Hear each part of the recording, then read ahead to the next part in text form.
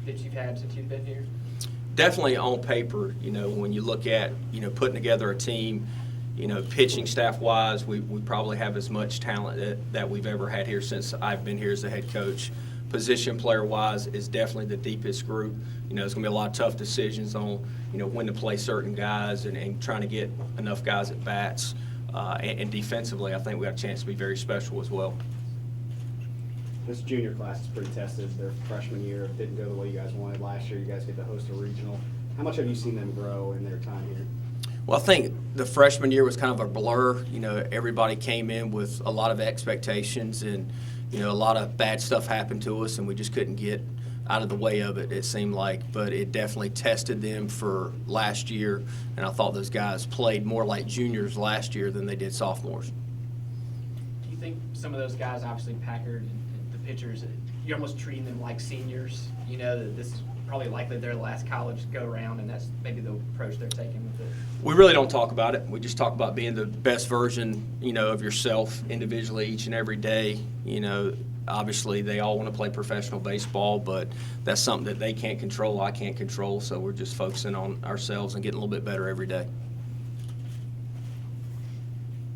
Who's maybe a freshman that you expect to get big things out of that we haven't seen yet as a fan base and media corps? Well, I think there's a few guys. I start off, I'd say Thomas Francisco, left-handed hitter, third baseman, can really hit, has done an unbelievable job getting better defensively from really over the Christmas break. You tell guys to go home and do stuff, and you hope they do, but his dad's a high school baseball coach in Virginia, and he almost looked like a different defender when he came back in January. Ryder Giles, who's a shortstop, but he can play all three positions. We'll definitely see the field at short, second, and third. He'll also pitch a little bit for us, can really play defense, and he's gotten stronger and swung the bat well. Connor Norby, a second baseman, third baseman, who also might see the mound a little bit. Very offensive player and very dynamic player. And then Christian Jane, who is a left-handed hitter, outfielder from Fayetteville. Didn't play in the fall because he had a hip injury and really has come back at full strength a lot quicker than we thought. I mean, he scrimmaged the entire weekend, which if you'd asked me that 2 months ago, I'd have said no way. But very athletic high school quarterback, gives us a lot more depth out in the outfield. Lane Hoover has done a tremendous job out in the outfield. He's a little guy, which, those guys can be fan favorites, but can really run, can really play defense, wears the same number as Andrew Hendrickson, looks like Andrew Hendrickson, can make some plays like Andrew Hendrickson, so it is pretty cool there. And then on the mound, Carter Spivey, a freshman who, you guys saw him pitch in the fall some, but he's got a chance to be very special on the mound. When you put your schedule together and you have those challenging road trips, are you thinking postseason RPI or just about playing the best competition you can? Well, Cliff, first off, it's done years in advance. So a lot of times when your schedule comes out and it's very hard or very bad, that's not the way you drew it up. Just because you do it years in advance, you don't know who's going to be great at that time. You just look at the RPI. A dynamic that has presented a challenge to us over the past 2 years is now the American has 9 baseball teams. So we all have a bye weekend in the middle of the season. Well, most conferences don't have a bye weekend, so it becomes very challenging to fill that weekend. So when we got our schedule this year, really UCLA was one of I guess the only team that would play us. We just had to go out there. So hopefully we can get them to come back here at some point in time.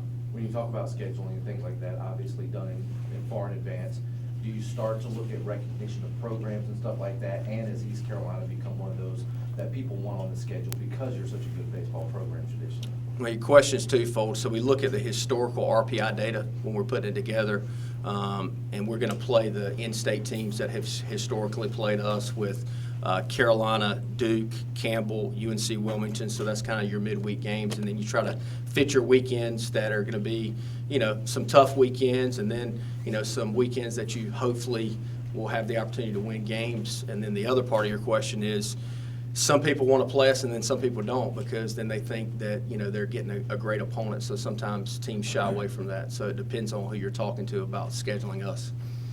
What are some of the best position battles that you'll see in the next couple of weeks as you get closer over? I really haven't thought about it. Just it's been fun to watch them play this weekend. So Look, I think you're going to see a lot of faces positionally. You know, those freshmen that I just mentioned, they're going to play. You know, Dusty Baker's going to play. Bryson Worrell's going to play. Chandler Jenkins going to play. Christian Smallwood's going to play.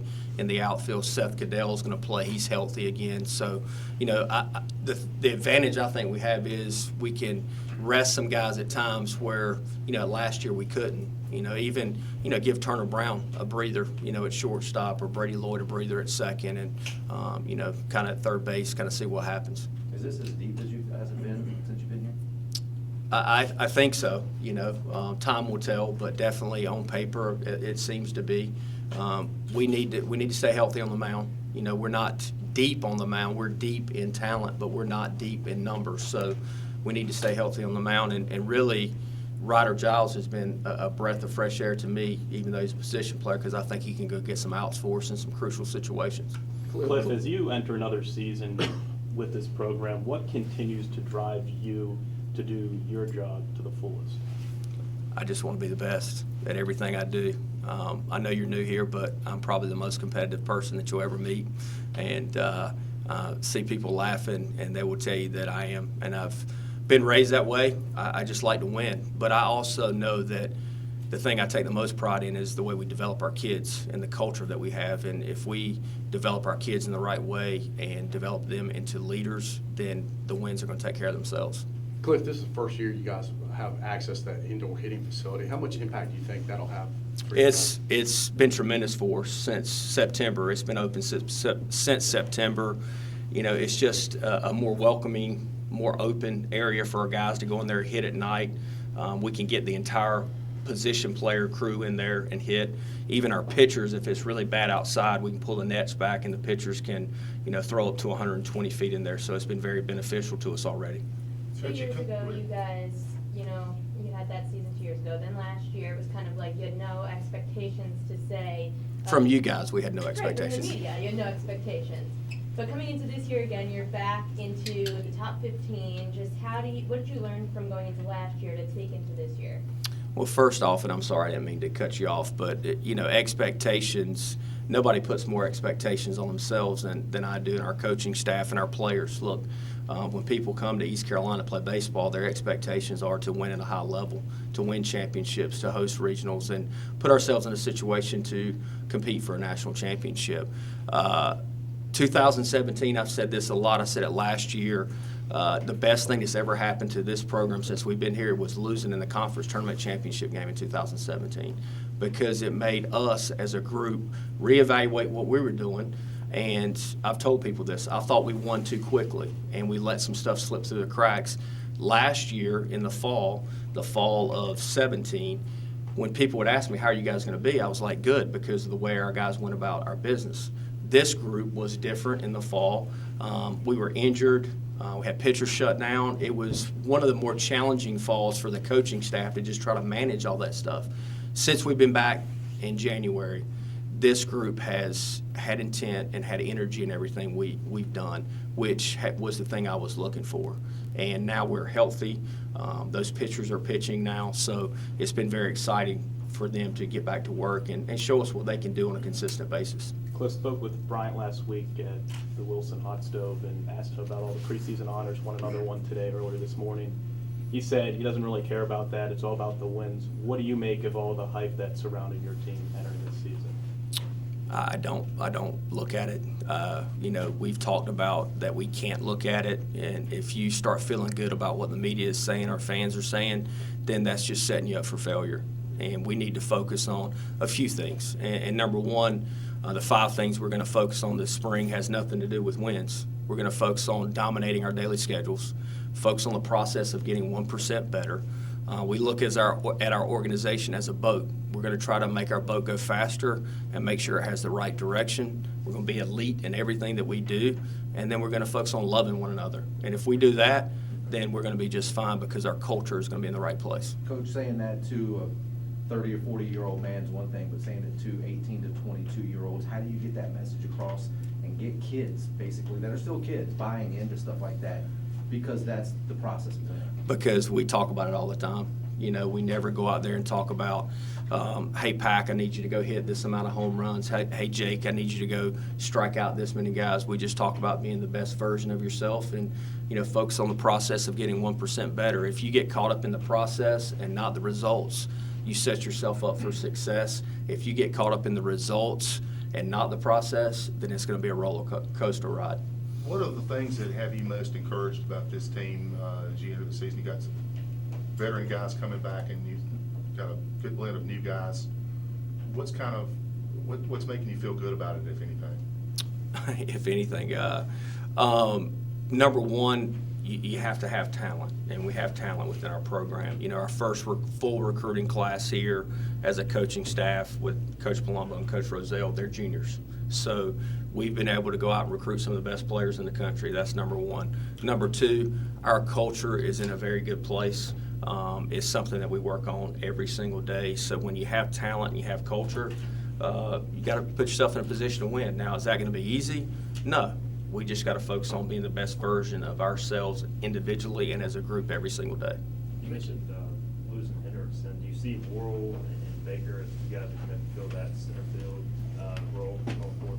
Well, you got those two guys for sure, and then you got Lane Hoover and Christian James. So all four of those guys can play center field. Christian Smallwood and Chandler Jenkins mostly play right, but they could play left.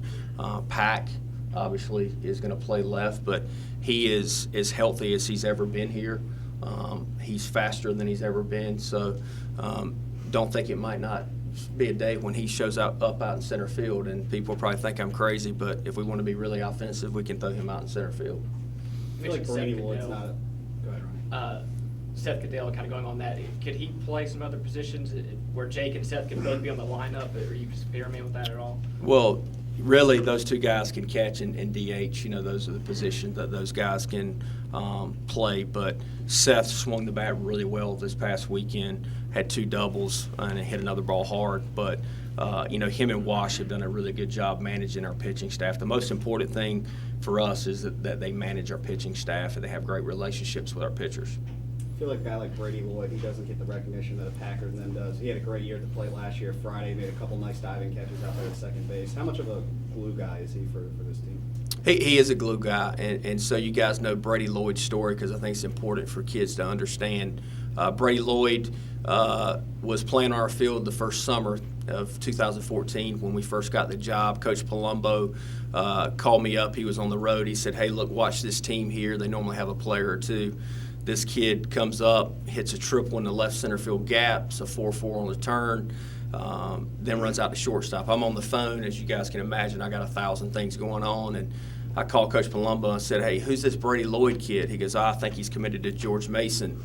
So that was the end of it, and then the next week, Brady Lloyd emailed me and said he was the cousin of Jason Knights, who pitched here, and his dream was to play baseball at East Carolina. He's from Pennsylvania. So we got him to come to camp. We got him to walk on. So he was, recruited walk on his first 2 years and really didn't see the field a lot, but came to practice every single day, busted his tail every single day. It's like a 3.7 cum GPA student.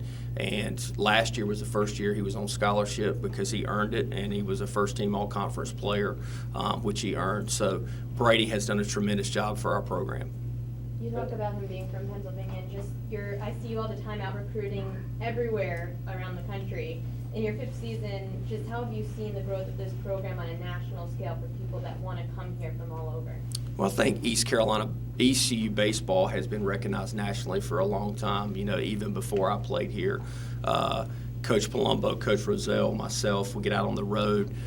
It's not a hard sell for us because we believe in this place. I mean, look, nobody believes in ECU more than I do. A guy that played here, has 2 degrees from here, and now is the head coach here. So we believe in ourselves as far as developing people and developing baseball players. And then, ECU, in my opinion, sells itself. What's your opinion on challenging calls and replay? And would you like to see more of it, less of it? What's your opinion on that? Well, number one, it provides more of a challenge for the coaches, because it's just something else that we have to kind of be aware of. Not kind of be, you have to. So you have to know the rules. And, I was talking to Meador before this, we're going to have our video crew come out and make sure that we can get the shots that we need for video review. So we're one of 2 teams in our conference that have the capability to have review, us and Wichita State. So we can have it for all of our non-conference games, and then the head coaches in our league voted that us and Wichita State could have them for our home games as well, since no other teams could do it in our conference. You have had a few practices or scrimmages, I guess, from the weekend. How did that kind of go? Anything stand out, and particularly with those pitchers who were making their return, like you said? Well, it's just great to see, number one, Agnos, Burleson, Benton, Gavin Williams, and Cooch Manor to get back on the mound. I thought our pitching was a little bit ahead of our hitting this weekend. Was really excited to see those guys back out there. A lot of competition on the mound, which is a good thing. So, we'll continue to define roles as we get closer to the season. How's Gavin's arm? How's Gavin's arm doing? Obviously last year he has ups and downs with that injury, but how's he feeling now? Well, if you'd have been here yesterday, you'd have said really good. So he pitched really good yesterday. I saw him right before media day. Coach, I feel great. So we're going to try to keep him in a more of a routine this year to just try to manage, any kind of stress that I really believe he just, when he would come out of the bullpen, he'd get so amped up that he would kind of be overthrowing, and it just put some strain on his arm that, is unneeded for a guy who's 6'7", 235 pounds that's throwing the ball, anywhere between 90 and 100 miles an hour. So that's a lot of strain on anybody's body, but a lot of force there. So the thing yesterday that we were all really impressed with was his command of his fastball. Last year he'd throw it over the plate, but it could be right down the middle. Yesterday he was locating his fastball down and away, inside, up, and and out of the zone on purpose, and that was very good to see. You gonna keep him in the pen, or you gonna think of maybe starting him? We're going to work with him as a starter, but as every position on our team, nothing is set in stone right now. So we're going to put everybody in the best situation to help our team.